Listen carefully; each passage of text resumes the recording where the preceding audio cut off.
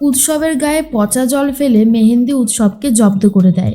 বৈদেহী মুখার্জি মেহেন্দিকে বলতে থাকে, তুমি এসব ইচ্ছা করে করলে, কাজটা তুমি মোটেই ভালো করলে না। মেহেন্দি তখন বলে, আমি ইচ্ছে করে করিনি মা, আমি যদি ইচ্ছা করে করতাম তাহলে তো হয়েই যেত, আমার হাত থেকে পড়ে গেছে।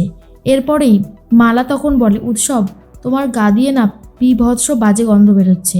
কৌশিকী এসে বলে, এটা তো হওয়ারই ছিল তাই না?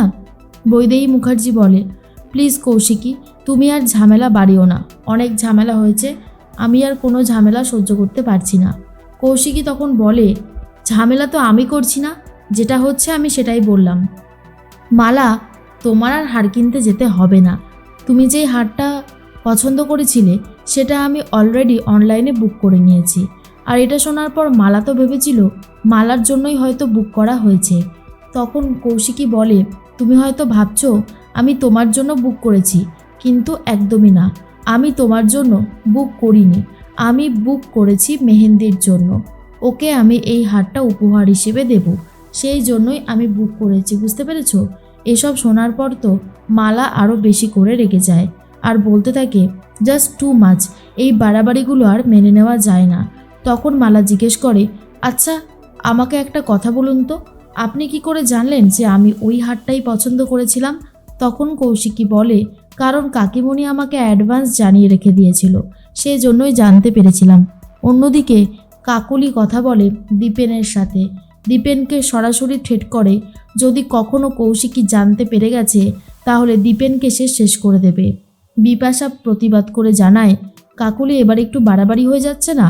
একজন বয়স্ক লোকের সাথে তুমি এই রকম ব্যবহার করতে পারো না, কোনোভাবেই পারো না।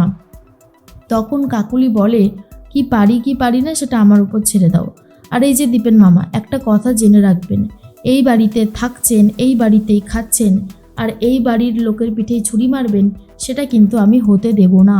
আমি কিন্তু অবশ্যই প্রতিবাদ করছি আর করব, সাবধান করে দিলাম আপনাকে।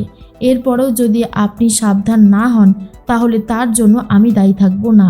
দীপেন মামা তো ভয় পেয়ে যায়। দিব্যা সেন এসে বলে, কেমন আছেন কাকুলি দেবী? কাকুলি তখন বলে, ছাড়া পেলে অবশেষে, তোমার জন্যই তো অপেক্ষা করছিলাম দিব্যা, তোমার আসাটা খুবই জরুরি ছিল। যতক্ষণ না তুমি আসছিলে ততক্ষণ আমার একদমই ভালো লাগছিল না, এবার আমাদের টিমটা মজবুত হলো।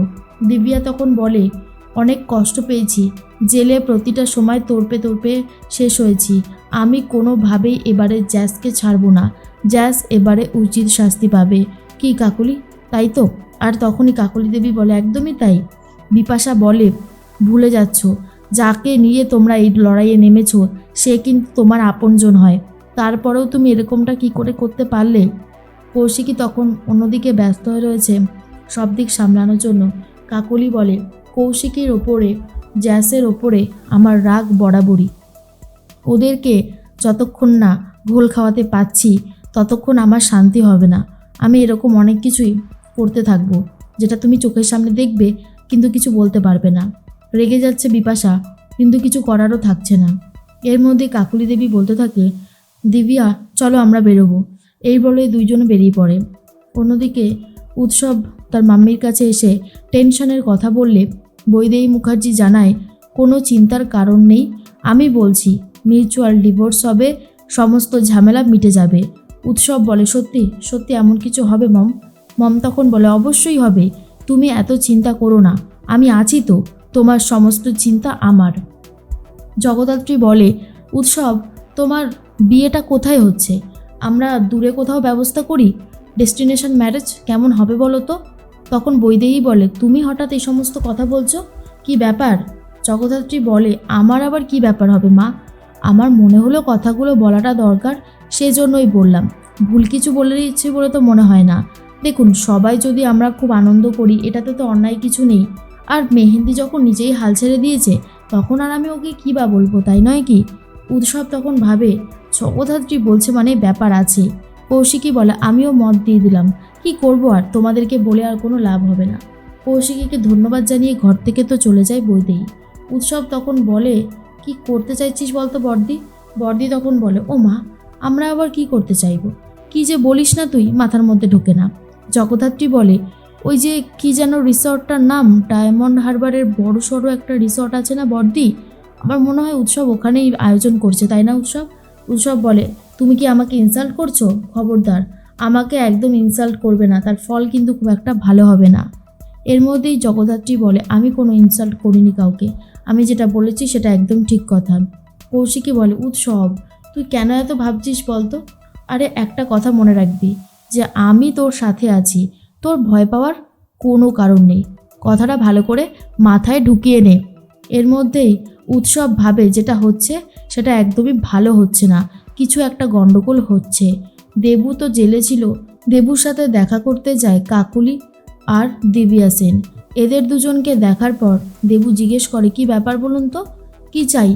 আপনারা তো আর এমনি এমনি আসেননি, ব্যাপার তো কিছু একটা আছেই। কাকুলি বলে, বাহ, তুমি তো দেখছি বলার আগেই বুঝে নাও, স্পেশাল ট্যালেন্টেড পারসন, তোমার কাছে একটা ইনফরমেশন চাইতে এসেছি। জগদ্ধাত্রী আর উৎসব যখন রিলেশনশিপে ছিল তখন তুমি কিসে কিসে সাক্ষী ছিলে, তুমি সেগুলো আমাদেরকে বলে দাও, ব্যাস তাহলেই হয়ে যাবে। দেবুদা বলে, হঠাৎ করে আবার জ্যাজ সান্যালকে নিয়ে পড়লেন কেন? কি চাইছেন বলুন তো, আপনাদের কথা তো আমি বুঝতে পারছি না। আর তখন কাকলি দেবী বলে, তোমাকে অত কিছু বুঝতে হবে না উত্তরবঙ্গের দেবু, যেটা জিজ্ঞেস করলাম সেটা বলুন। দিব্যা সেন বলে, আমি ওদেরকে নিয়ে একটা কেচ্ছা লিখবো, সেই জন্যই জানতে চাইছি। আপনারা তো বলতে অসুবিধা কেন? আমি তো সেটাই বুঝতে পারছি না দেবু বাবু। দেবু তখন বলে, দিব্যা, আমি আর এসব ঝামেলার মধ্যে থাকতে চাই না, আমি এসব আর কোনো ঝামেলার মধ্যে থাকতে চাই না, তুমি বুঝতে পেরেছো আমার কথা?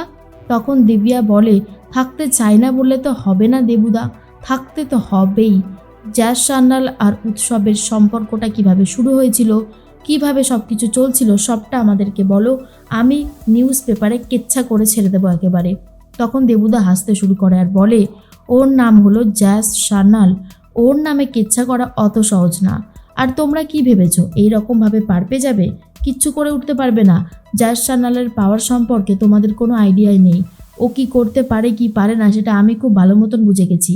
একটা কথা মনে রাখবে, তোমরা এখানে এসব ছক করছো আর ওইদিকে জ্যাজ নিজের কাজ নিজেই করে যাচ্ছে, জ্যাসের ক্ষতি তোমরা করতে পারবে না।